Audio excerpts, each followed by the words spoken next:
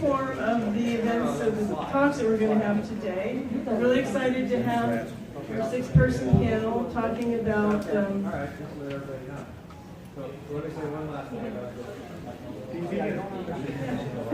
aspects of vegan. and so we have 6 speakers. We have Al Schmidt, we have Esther Lumbridge, Kate Bowman. Can't hear you. Is that microphone on? No. That'll help. Lights on.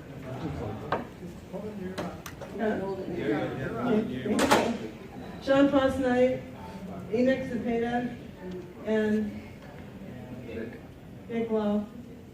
And so they're just going to do a brief introduction of themselves and why they're here. And then you get to ask them any kind of questions you have about vegan diet, plant-based diet, and how it's affected their lives. Or any. We're not nutritionists here, but this is what this has done for people's lives. So. All right, my name's Al Schmidt. I'm 83 years old. I almost died from coronary artery disease at 80 years old. I started on a plant-based diet, been on it for 30 months. It saved my life, and I'm not a doctor, nor do I play one on TV. My name's Esther Lumbridge, and I, at the same time as Al, joined the readers of the Google Passing Weight Loss Program. I've lost 150 pounds. I'm off all my medications, and I feel brand new. I'm Kip Bellman. Went plant-based, trying to find better health for my daughter right here with a life-threatening liver disease, and now she's thriving, so I'm trying to keep her with her native liver. Been this way for about 5 years now. Plant-based, and then became vegan because of for the animals afterwards too. I'm Sean Posnight. I've been vegan 28 years. I started, when I became vegan, we didn't know that it was healthy. I come from the animal rights perspective. I'm an anti-speciesist. I don't believe that my life is any more important than any other being.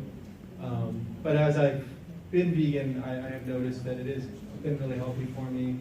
You know, out of my close friends I grew up with, I'm one of the only ones that's never spent a night in a hospital. I'm on no medication. I skateboard every day. I walk a lot, hike. So I have noticed. Hi, my name is Enoch Cepeda. I've been on vegetarian for about 4 years, and last year when I went officially more vegan, trying to get more full plant-based. I've done it for various reasons. Health reasons was one of probably the first one, and then also the compassion and the animal rights side. Hi, Freddie. Hello. There you go. Can you hear me now? Yeah. It's too far from me. Yeah, it's just too far. My name's Schmidt. I am a chef in Sacramento, and I've been vegan for 2 years. Sorry if the mic just keeps in and out. But I've been vegan plant-based for about 2 years now. Originally, I was the chef, and I've been cooking for about 10. So that's kind of my story and my background. Do we have any questions? All right. Yeah, in the back. You're a chef, you said? Yes. And so do you cook vegan, oil-free food in your restaurant? At the restaurant that I'm just gonna go without the mic and Yes. project. Yes. Can you hear me? Yes. Forget the mic.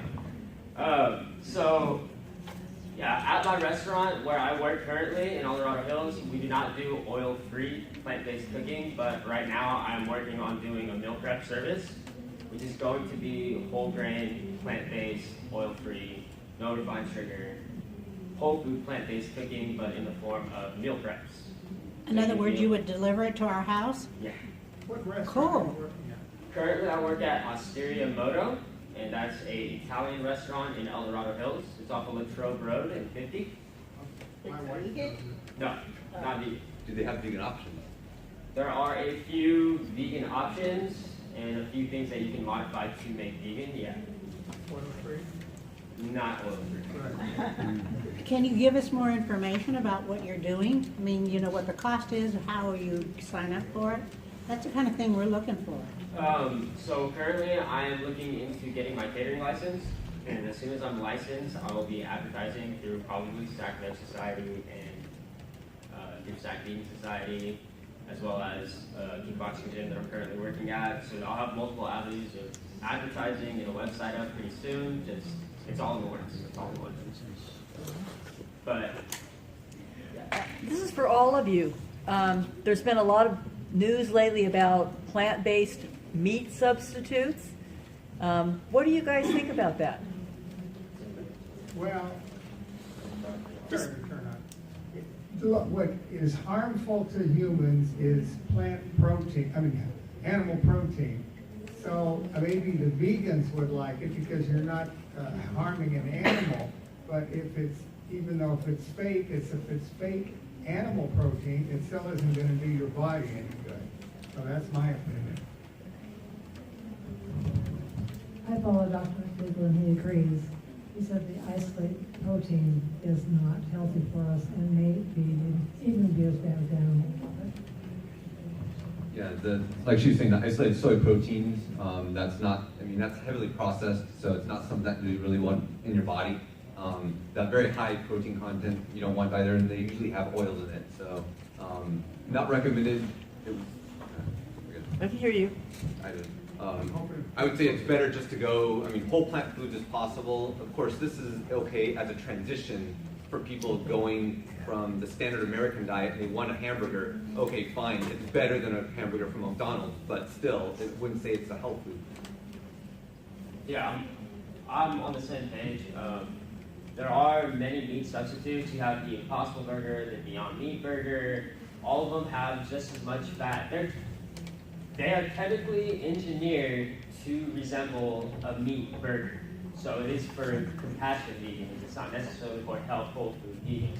If you were to look at a Beyond Meat patty, it has just as much fat or oil as a regular meat patty would. So it's not necessarily doing anything for your health. That being said, there are whole food plant-based ways to get a type of satiety, that kind of chew that you want, that bite back. Soy Curls by Butler is a great product. That's a whole food soy product. Say it again. Soy Curls, and it's by Butler Foods. They're out of Oregon. So that's a non-GMO organic soy that's been air popped, kind of like popcorn. And what that does is it provides a bite back, something that you can chew on. They have texture. soy curl jerky. They have different marinades and different seasonings and different ways that you can dress up this soy product that is a healthy, whole food, plant-based product that's good for you, that has that meat-like texture that you guys often crave and want. How do we get that? It is available through Butler Foods online. Dr. Google will recommend it to you. Dr. Google. There's, actually, you can buy it at the Seventh-day Adventist store in Madison and Citrus Heights. Cool. I know it's also in Nugget Markets. Yes. And also Amazon. Amazon also has it, 8-ounce packages on Amazon. Thank you. That was very helpful. Yes. Bravo. I just want to say I will be the opposite of them. I 100% support I call them analogs. I don't say fake because it is real food to me. I think if you're coming from if you're unhealthy, yes, you want to do a plant-based whole food diet. But if you're a healthy adult who gets has good your cholesterol and everything is fine, enjoying a veggie burger, it's saving an animal's life. And to me, that's the most important. Moderation. Yeah.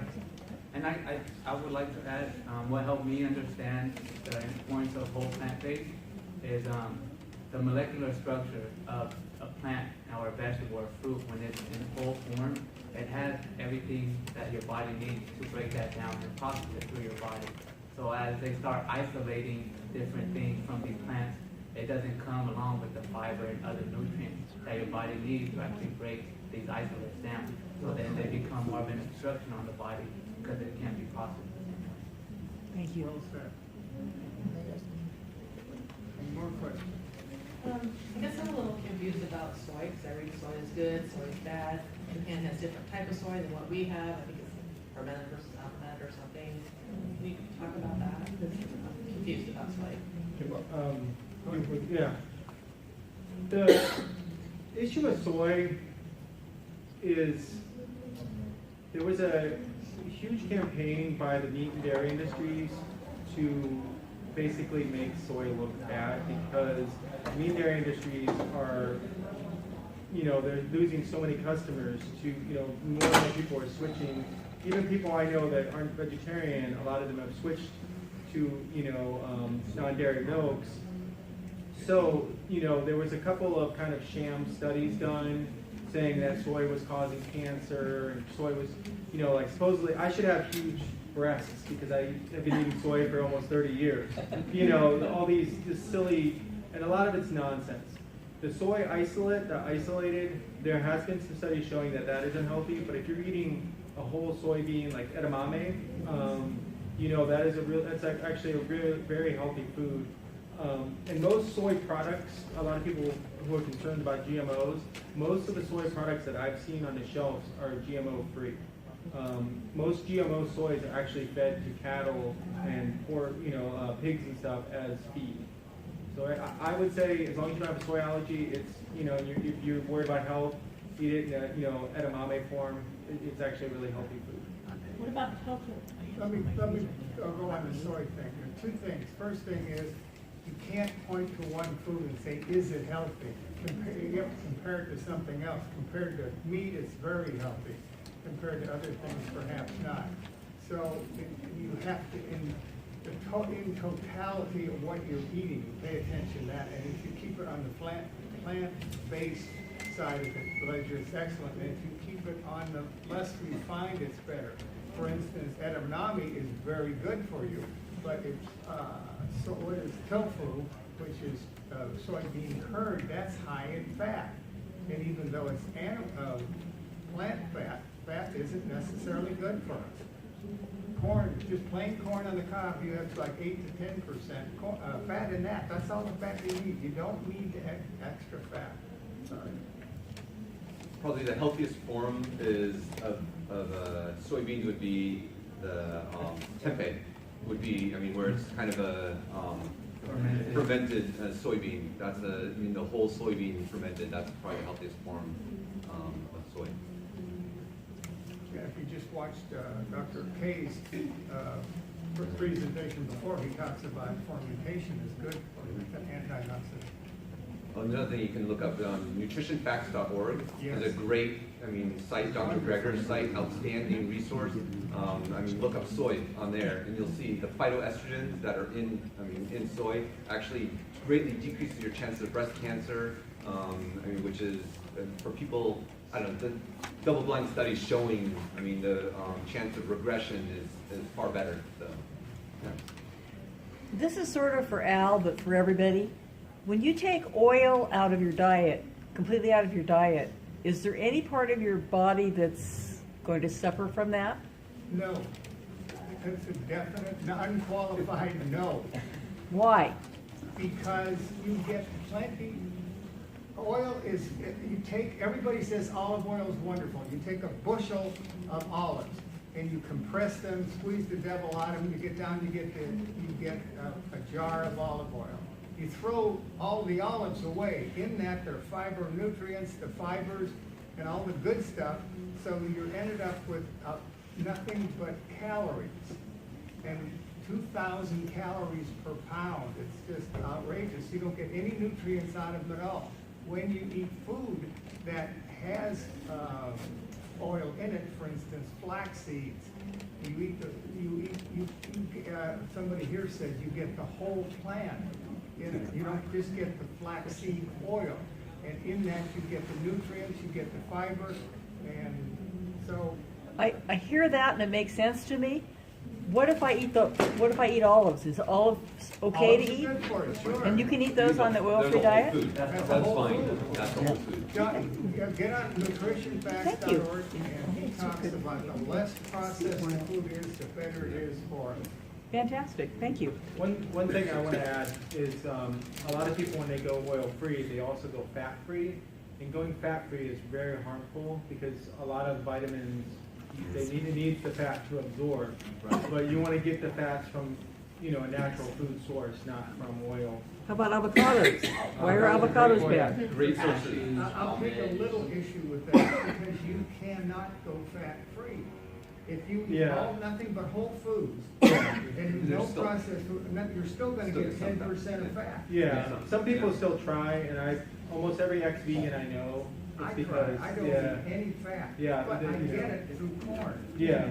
Well, yeah, but I think a lot of people, Natural fat. yeah. You can't go 100% fat-free unless you didn't eat anything. It's especially good to get your A, D, E, and K vitamins absorption, let's say on salads or something. Add like some seeds or nuts on it or something, like maybe slivered almonds, flax seeds, chia seeds. They're all great sources. Chia And then seeds are avocado is actually, another good one. I recommend chia seeds. With flax, you actually have to mill them, otherwise you don't get any of the nutrients.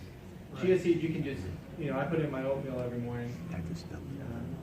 And then for the chia seed, flaxseed, grind it up before using it to get a much better absorption profile. Fresh. Yeah. Yeah, I got my little grinder. Yes. Dr. Google says the fat you eat is the fat you wear. Right. I have about 8,000 questions. Yes, you do. We're relatively new to this, it's just been a Sure. year, Ask and away. we've been struggling with it a lot. I'm confused about the meat substitute, the protein. If you go to a restaurant, it's a vegan restaurant or a vegetarian restaurant, and they have a meat substitute, they have no meat in the restaurant. Right. It's protein, I ask what it is, it's protein, but I'm not quite sure what you mean But by you take it out processed of things protein. like jackfruit or soy, both of those, almost everything you eat has protein in it. Almost everything. But the meat substitute that they put on it So looks that's like meat, that's- tastes like It's a meat. highly processed food. Yeah. It So is by processed. He means they extract it. They extract the protein from these other forms of plant material, and then they combine it and make their own. Well, their own So protein. what looks like meat that we're getting is not good for us? It's But not you said as something bad about- as the meat, though. It's not. I mean, Like that's, what he was so that's the saying, thing, but it's so not as that- good as whole plant food. You mentioned tempeh as being good?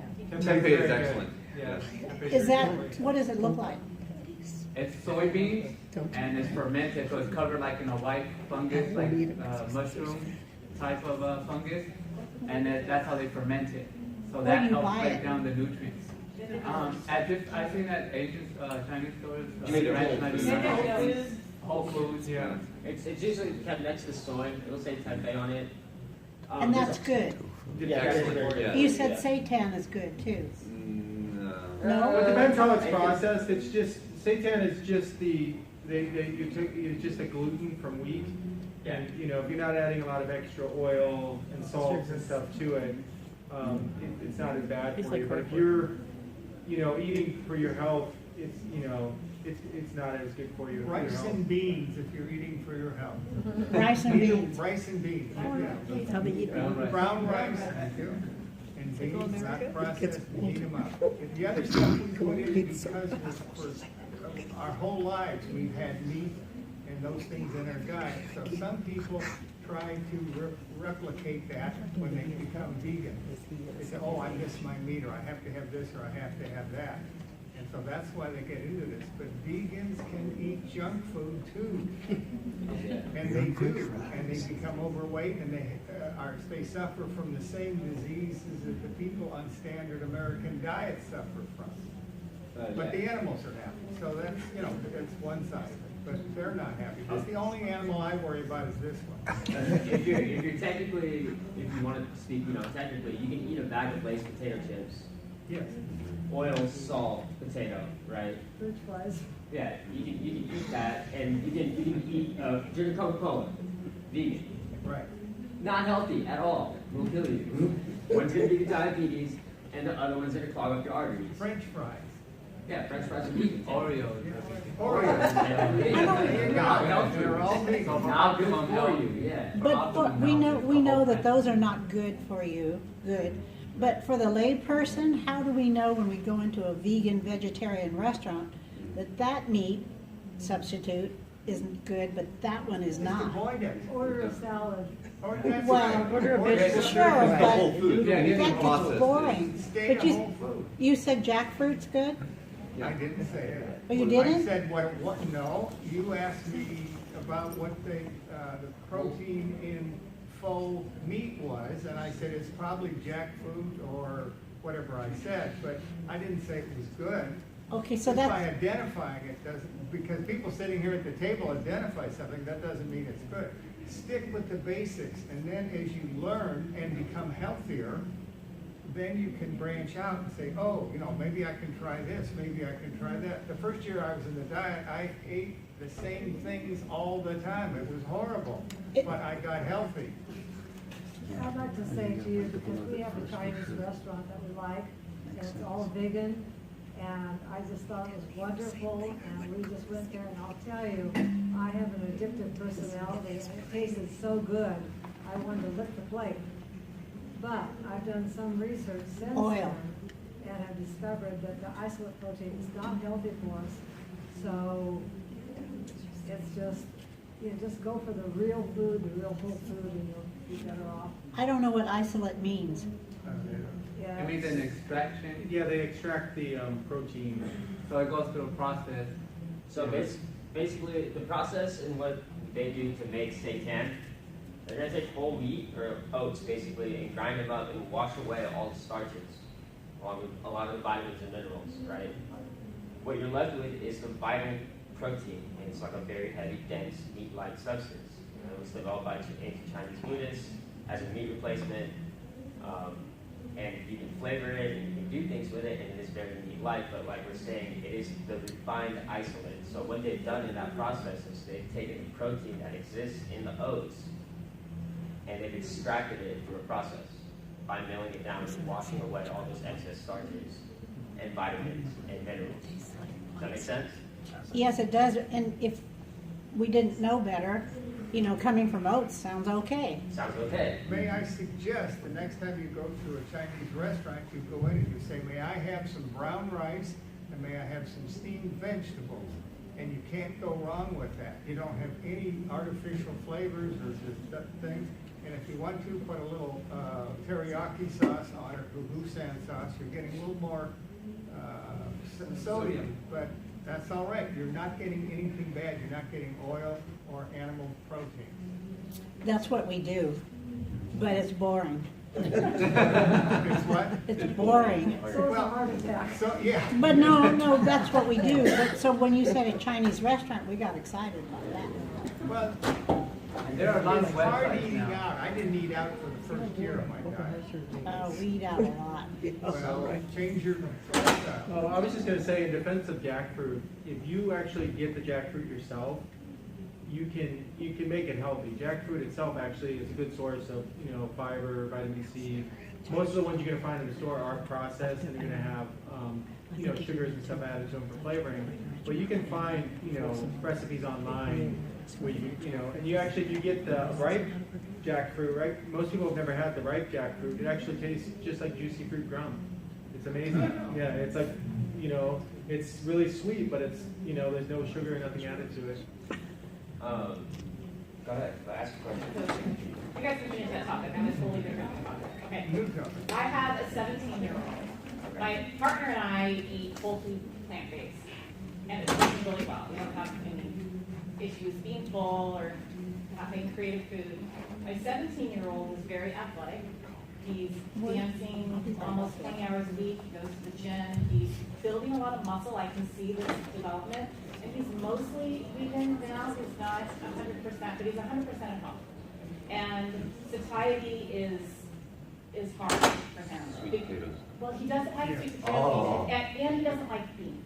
Squat. So, yeah, I mean, he likes spaghetti squash. I'm just wondering, I can cook a meal, but 17-year-old athletic kid needs like 6 meals in a Yes, day. you And so I'm have just to give wondering him- your suggestions for snacks, things that A lot of just food. just new. He eats a lot of fruit. He eats a lot of vegetables. Just what are more? Some more, we need to put some carrot. We try to put some weight on the boy's ribs, right? A lot of No, stuff. he's like, I mean, Alright.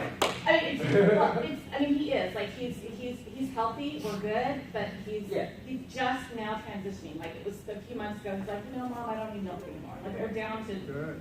like the only non-whole food plant-based food I have in the house right now is Annie's mac and cheese. Like that's a huge shift within the last year for it. What, You know. have you tried all different beans? Because there's, the fava beans, Oh, I'm the sneaking garbanzo it. beans. Yeah, I know that's sneaking There's it. so many varieties. So I put on, right now I'm probably at about 160. I was at 178 when I wasn't working so much, and I was able to maintain my working out and doing. Peanut butter and oatmeal in the morning. Put peanut butter in the oatmeal, top with some apples, some almonds, kind of chopped nut, maybe some chia seeds like they were saying. This is something I do for my plant-based meal prep. You can do it overnight or and what you're doing is you're combining you're combining two proteins to make that complete protein, and you're doing it in a plant-based way, but the oatmeal is going to keep you satisfied throughout the morning. I can eat a big bowl of peanut butter oatmeal. I'll be full for it. If I eat it at 7, I'll be full for 12. Think about it. For snacks, there's a lot of, on the market now, there's a lot of trail mixes with like nuts and seeds. And always have almonds, pistachios, whatever his favorite nuts are, keep those on. Just something to keep his glycemic index up throughout the day. And I'd also recommend, like, when you're making a big meal, do quinoa instead of brown rice. Quinoa is one of the healthiest foods you can eat, and it's actually a seed. It's not a grain, but it's like one of the only complete proteins in the plant kingdom. Yeah. Can we talk about complete proteins? Because I guess that's a concern people have too. Well, yeah, there's protein in all these foods, but they're not complete proteins. They're eating complete proteins. From Timmy Hagenberger's class I just completed stuff, the complete proteins, throw it out the window. that's- Don't worry about that's it. like a Because concern. your body breaks everything down into the separate amino acids, and then it will recombine them in the form that your body needs. So you absolutely don't need to worry about, it's complete protein BS. So And one thing about complete protein, it just makes you feel fuller. It can fill you up a little quicker. That's the only. proteins take more time to digest, your body to break down, so that's why the quinoa would help in your son's case. So, what were you missing? What? I know gelatin is part of the animal, but what exactly is the animal and what part? It depends on. Could you repeat the question, please? Go ahead. It can be pork, it can be. We didn't hear the question. No, please repeat. She's wondering where gelatin comes from. What is gelatin and where does it come from? Oh. And essentially what it is, it's the ligaments, bones, that kind of stuff of various animals. It can be horses, cows, pigs, that is basically boiled down and it makes a gelatinous substance. And then that is then for dehydrated and powdered. Yeah. You can, actually there's a seaweed called agar-agar that you can use in place of gelatin. It works just the same. You can make, like fruit jellos and stuff with it. Dextrose, fruit dextrose is also pectin is also another that you can use. But gelatin it's a byproduct from animals. It's cheaply available and many candy manufacturers will use it. All I always say is vegan, make sure if you're gonna indulge in some candy, read the back. It's got gelatin in it. You're not vegan. It's not vegan. You know what I'm saying? Like you gotta do whatever you're eating. So I bought some planter, honey roasted peanut back and they had gelatin. No way. I don't know why they put gelatin. It's a binding. Use it for binding. Yeah. So you gotta be aware of what you're eating. There's like a million different names for milk too that you should do some research on. Whey. Yeah, whey, casein. One thing also to look, if you're not sure, if there's no cholesterol in it, that's a good sign that it probably does. I mean, it could still have some animal products, but it's, generally it's not going to have, like milk and stuff. There's an app that you can get too. Yeah. Is it vegan or something? Yeah. Is it vegan? Yeah. And then you. I was just kind of playing on her question because I'm only been full vegan since September. I'm still struggling to I don't cook very well, so I had to learn how to mix and still learning. But some days I don't feel like I eat enough, and I was thinking what helps me is like I follow a lot of people on YouTube, and also the McDougal and Chef AJ, and just get these huge bowls and just put all kinds of stuff, healthy stuff in it, and it's always good to have one healthy sauce to put on it that helps give it a little flavor, makes it more exciting. But like quinoa and veggies and potatoes, there's all kinds of cool recipes out there that are healthy, whole food, healthy. So from the chef's perspective, when I first went vegan, I would take a lot of my favorite recipes and just figure out how to make them plant-based. I did everything from lasagna to red beans and rice goulash to last week, I did you guys know what a bin is, like a pork bun? It has like, it's a steamed, like it's a Filipino style steamed bun, and it has barbecue pork in the middle. Well, I did that with jackfruit and a whole wheat bun that I made from scratch, and I steamed it all off and proofed it. It was very laborious, but it came out like you wouldn't believe. And it was whole food, plant-based, oil-free. I was like, this is what's up. so take your favorite foods and start there. I want to buy that. I got you. I want to buy it. Get my permission before you go. I got you. But yeah, take your favorite foods. Pizza. I do pizza, no cheese. Like you can make vegan cheeses. There are whole food, plant-based vegan cheeses. They're kind of laborious. If I'm in a pinch, I'm not scared to go to the grocery store and buy some frozen whole wheat dough. Go down some red sauce. Got my favorite veggies, hop it in the oven. Super simple, right? But it's just about, you don't have to change your entire life. You can just take a few ingredients out of the usual things you could and develop those same flavors. Like I can make a really good bolognese sauce, and I can just use mushrooms, Ameriquois, red wine, and regular mayonnaise. And that's going to be a great bolognese sauce. It's just about cooking it down with the right amount of herbs and the right amount of, aromatics. It's just... That's the chef part of you. Yeah, smell it, feel it, love it. You know this food. You've seen it all your life. I'm sure you have so many family classics that, instead of using regular milk, use almond milk. The recipe calls for cheese, use nutritional yeast. The recipe calls for eggs, take flax seeds, put them in water, it's going to gel up. You got an egg. It's an adventure. It's a journey. You're going to fail. It's going to suck. You're going to learn. I've failed so many times. It's ridiculous, but eventually you're going to get a feel for cooking oil-free, cooking plant-based, and cooking vegan. It'll come to you. You just got to keep trying. I want to respond to you too and say I think bowls are a great thing because it's traditionally, whenever I used to plan a meal, I'd always turn on the meat, the entree, and then you'd try to make it plate around it. And you put all your food in one big bowl, then you don't miss the meat. No. Yeah. So, in terms of say tidy, starch is the way to go. As McDougal's, programs say, is like the potatoes. And I've seen. Even though your son doesn't like the sweet potatoes, there's all different ways to prepare. Potatoes. Like don't just put it in there. You want the skin too because the health of that if you can. But there's so many different ways and adding sauces and stuff to it. Where you wouldn't even know that the potatoes are in it at all. So. He likes the Engine 2 cookbook recipes, and they have how you phrase it. He said that the recipes aren't as thin as some of the stuff that I tend to gravitate towards. Yeah, I was like, well, that's written for firemen, right? So it's really a different audience than. The How Not to Die cookbook also is a really, really good one, and I've tried the veggie burgers out of there. And I still eat analog meats, and they actually hold up, they taste just as good to me as like a Beyond Burger. And it's, no oil and very, and actually no salt, he uses miso instead. And then adding another burger book is Timmery Hagen Burgers, her foodie bar way. No oil, everything fully whole plant foods. Her burgers in there are excellent with one of the primary ingredients is mushrooms in it. And beans, and I love it. That's what I make regularly. So. And what's that? The Foodie Bar Way, Timmery Hagen Burger. She just spoke next door here. She has a table up there, Timmery. Yeah, Timmery.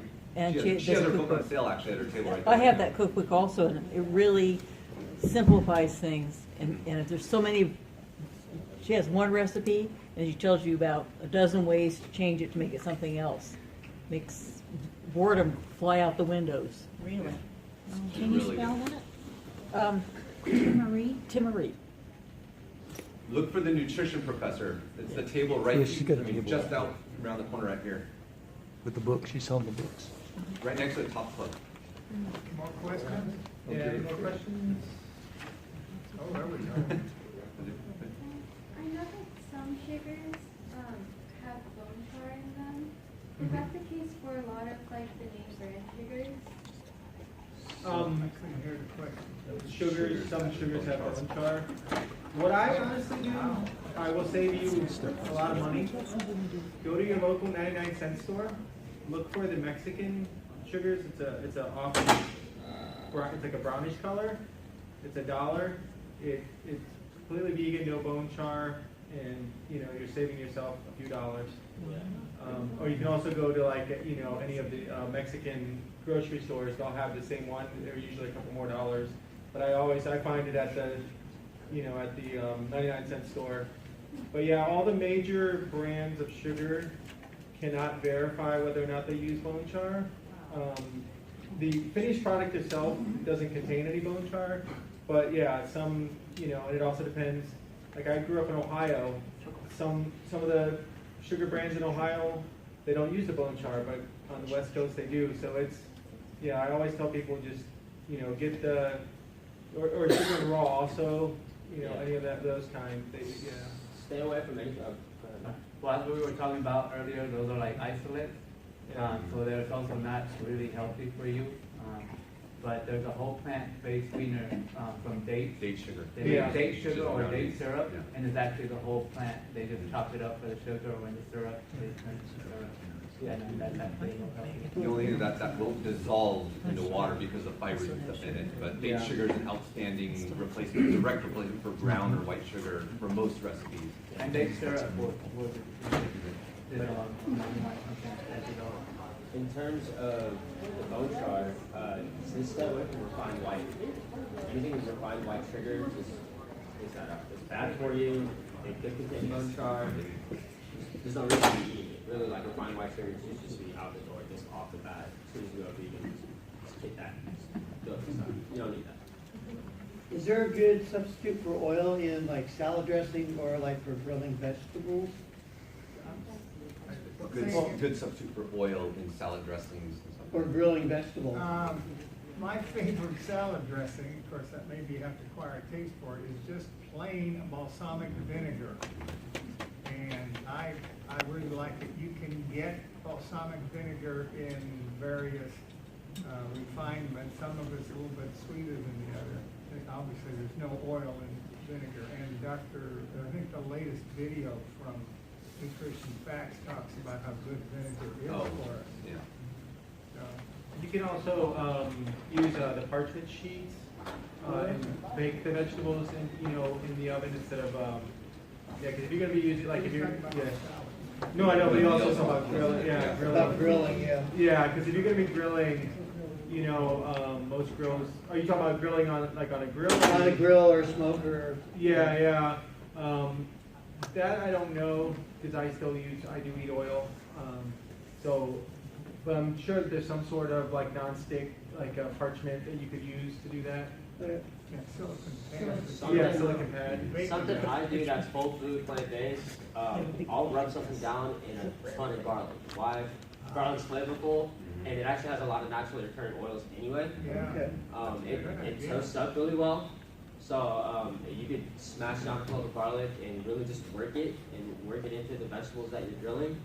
And that's going to add to your flavor, and it's going to add to the non-stick component of it. I'm not going to say it's going to be 100% non-stick. You're going to get bits on the grill. Yeah, you're going to have to clean up a little bit afterwards, but it's going to help along in the process. So know what you're going for. You're going for that kind of Maillard reaction almost, where it's roasted, not steamed. Right. You want some depth.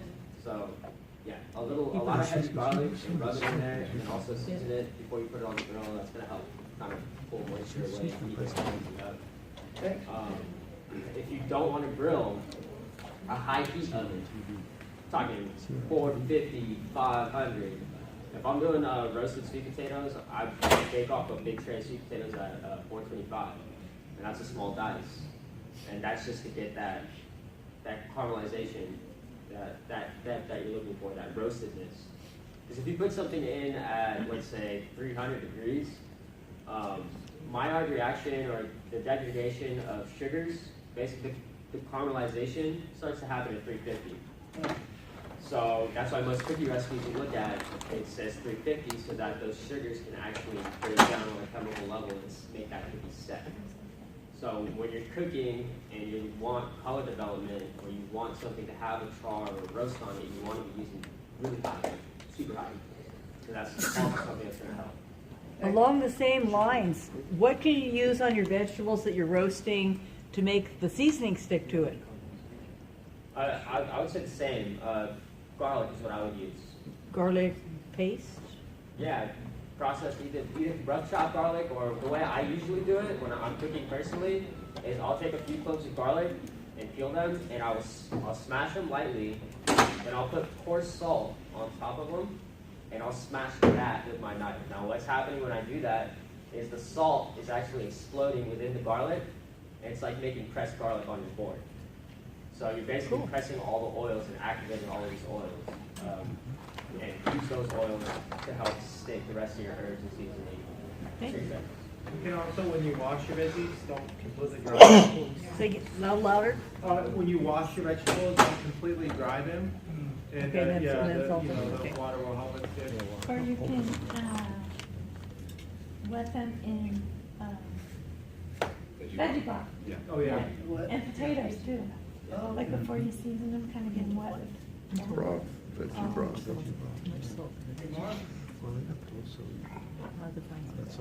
I know a lot of vegans avoid honey, and I was wondering if that was purely for ethical reasons or if there are some nutritional reasons why they avoid it. I guess it's a little bit of both. I mean, it's still processed in a way. I mean, it's with a very high glycemic index.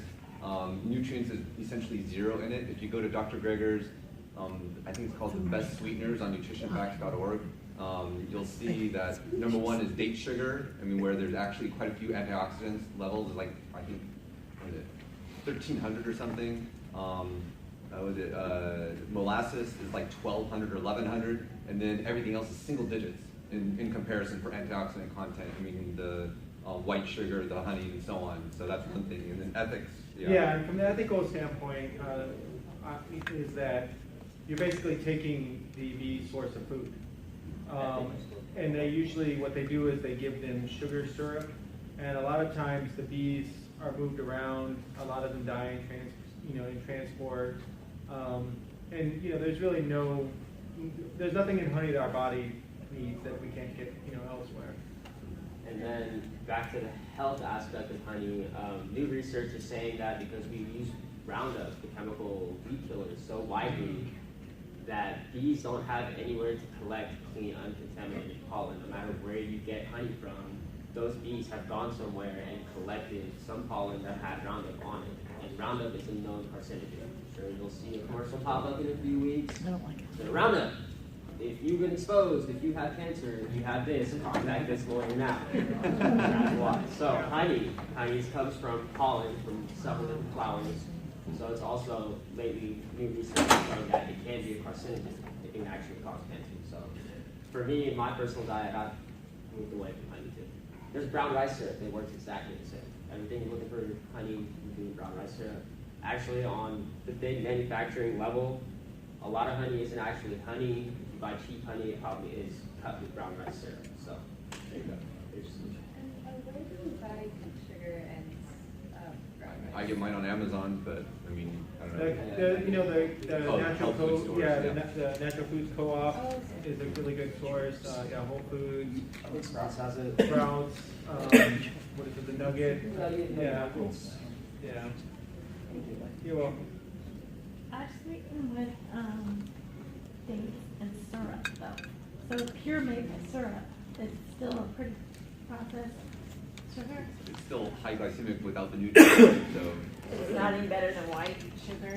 Yes, it's better. It's better, but it's still low. Not something you want. You want to minimize it as much as possible. So that. I'm just trying to think how to sweeten, like, I like to make energy balls or just any kind of. Yeah, the dates. Just use the dates. More dates. On that note, is there anything in the processing of dates to get them dried out, to keep the insects off of them that is dangerous? To get what out? Is there anything, any chemical they put on dates to Not the organic ones. so, okay. I get my dates, organic dates from Costco. But, Okay. Yeah. Thank you. I think that's, Yeah. I always got a Costco's few of a those. really good source Yes. of organic rice, dates, Berries. berries. I load up on berries. They have frozen stuff, frozen veggies that are always fresh. Yeah, Frozen, yeah, Yeah, the the frozen frozen cherries. Yeah. Well, that's another subject to the health. So, something that a lot of people don't realize is the longer that food is off of the vine or off of the plant, the lower the vitamin and mineral content goes. Something interesting is cryogenic freezing of vegetables is actually a great way to preserve vitamin and mineral content. So while you may think that grabbing that apple off the shelf would have more vitamins and minerals, in actuality, a lot of times, frozen vegetables are going to have more vitamin and mineral content, and they cut down on time and later. So They're flash frozen right away when they're perfectly ripe right off the vine, so that's ideal. it's ideal. One exception to that is broccoli. They found that you're losing certain anti-cancer properties. But I think something else, I can't remember now the name of it. But in any case, the way to get those enzymes back in your body is either add some fresh broccoli or add mustard seed powder on it. Mustard seed powder will reactivate the enzyme to get the special properties of broccoli that has already been frozen. And chewing. Yeah, so the chewing is obviously, That's an interesting. Mustard seed powder, is that just the dry mustard? Yeah, that's right. Okay. Yep. And that goes for any type Dry of mustard mustard. seed powder. So that goes for like radishes, daikon, turnip, like anything with that kind of horseradish spice mustard. That should work as well. I'd like to ask the panel, what's your opinion on smoothies versus eating them, the whole food, yes? Well, it's only, to me, as long as you're not extracting, like juicing, I'm not not a fan.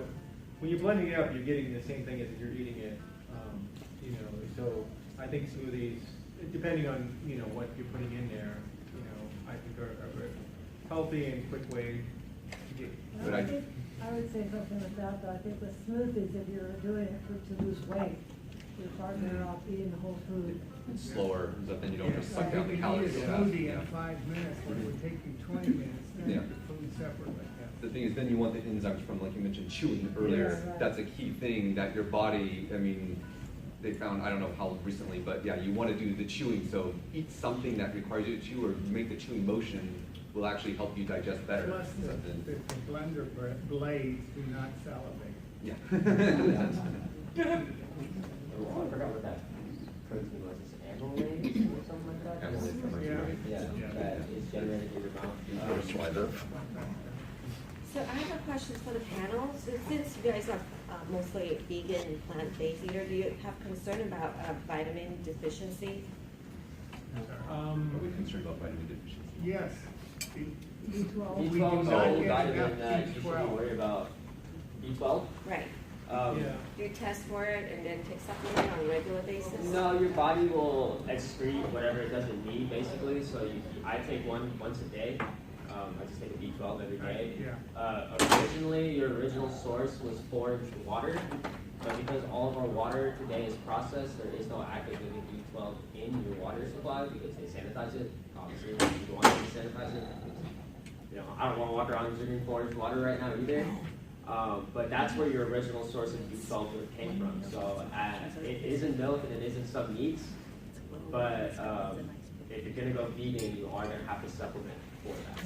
So But it's very inexpensive, and as he said, I believe it's water-based, so if you eat too much, you just urinate it out. I would say I disagree with that a little bit because I recently had a blood test and my B12 was quite high. So in any case, but I was taking 2,500 micrograms or whatever it is from, I think it's Costco. Yeah. But in any case, so mine is a little bit higher, hers is even higher. So now my doctor said probably lay off for 3 months and then continue maybe once a week. So and that's at the higher dose ones. If you do, I mean, another thing that I do regularly every single day is nutritional yeast, which is probably getting 70% of my B12 already, so I probably didn't even need to take the vitamin B12 pill. So, I mean, I'm hooked on nutritional yeast daily. One thing I will note, a lot of people, like I said, I've been vegan almost 30 years, so I have known people, I call them ex-vegans, or sometimes I call them other names I won't say. But a lot of times what happens is, like with iron, the best way to absorb iron is to eat a vitamin C source along with it to help you. So there are a few things that you just want to, and that goes for anybody, whether they're vegan, vegetarian, or not. You want to, when you're eating certain foods, but iron is one of the most important ones because when people don't get enough iron, it makes them feel lethargic, and then they blame their diet instead of realizing, oh, I wasn't eating vitamin C. Like what I like to do is I'll use blackstrap molasses. I'll eat some of that and then wash it down with a glass of orange juice. And B12, like they said, B12. It's a lot of foods. If you're eating processed food, it's in there. There's no good source for anybody. So people always point at B12 and say, oh, see, veganism is, it doesn't work because B12, but everybody I've ever met that's been B12 deficient were actually, omnivores.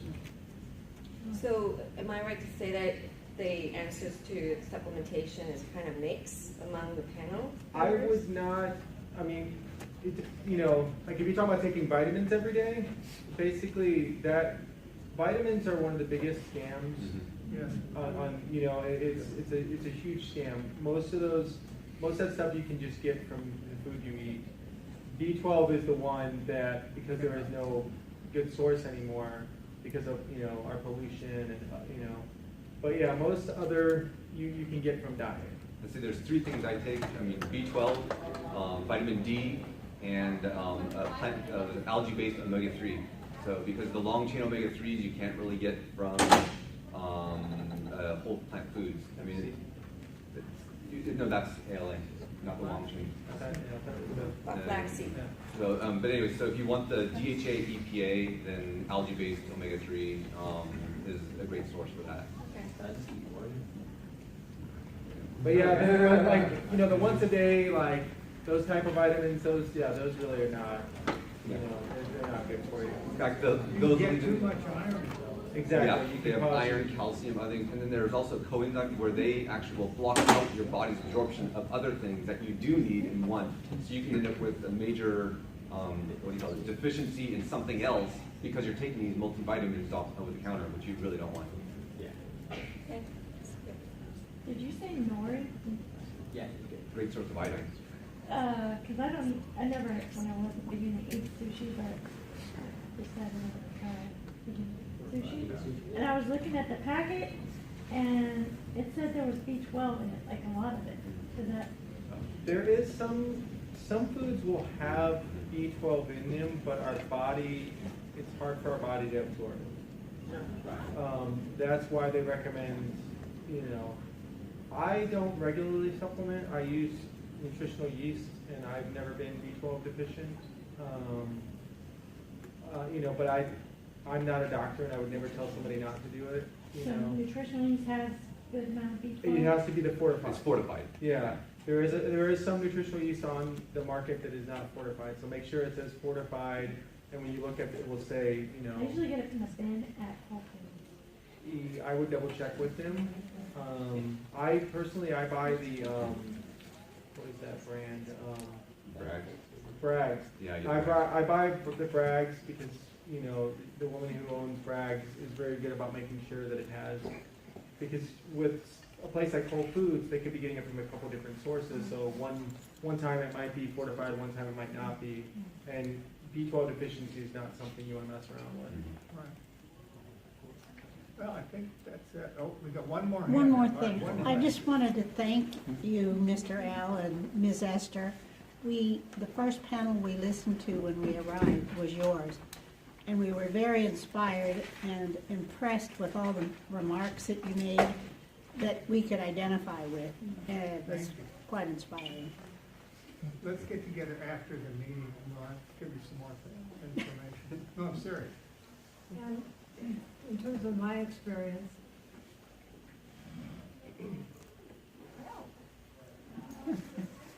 it's the food.